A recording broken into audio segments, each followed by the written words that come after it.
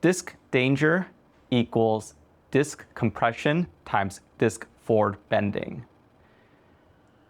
Disc compression in excess is dangerous to the disc.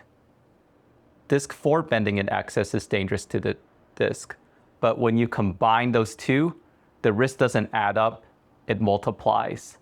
This mechanism is proven by lab studies that show if you impose enough compression and bending to the disc, a healthy disc, you're going to create damaged disc with disc bulges and annular tears, which are tears of the small fibers surrounding the disc.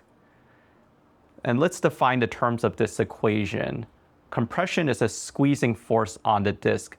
It happens, for example, when you carry something heavy. All that extra weight adds immense pressure within the disc.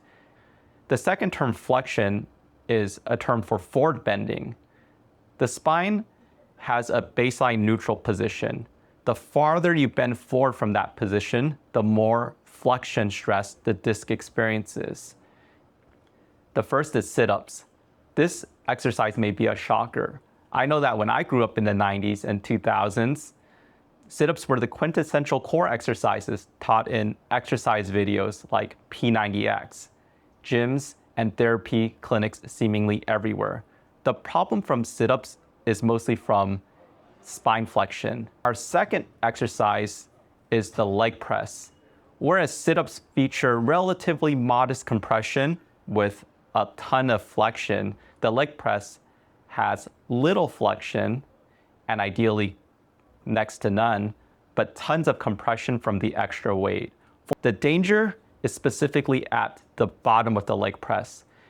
In that position, when the legs are, the knees specifically are in the knees to chest position, the spine is at a high risk of bending. If this bend happens, known in gyms as butt tuck, the small amount of lumbar flexion can result in catastrophic injury to the disc. You know the reason. The danger from the small bend is being amplified and multiplied by all of that compression.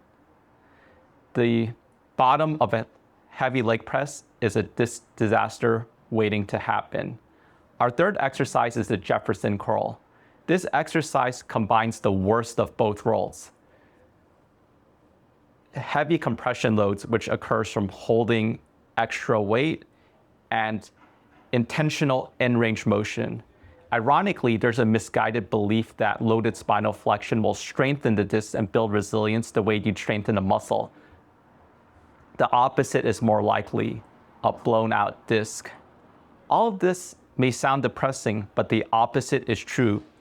If there's a formula for disc injury, that means that disc injuries are not random, they're preventable. Now that you know the formula for disc danger, compression times forward bending, you have a framework to protect your spine. Don't over-compress your spine, don't over-flex your spine, and especially don't combine those two. That doesn't mean you can't compress your spine or can't flex your spine. That's not necessarily healthy either, but don't do them to excess and don't do them in combination.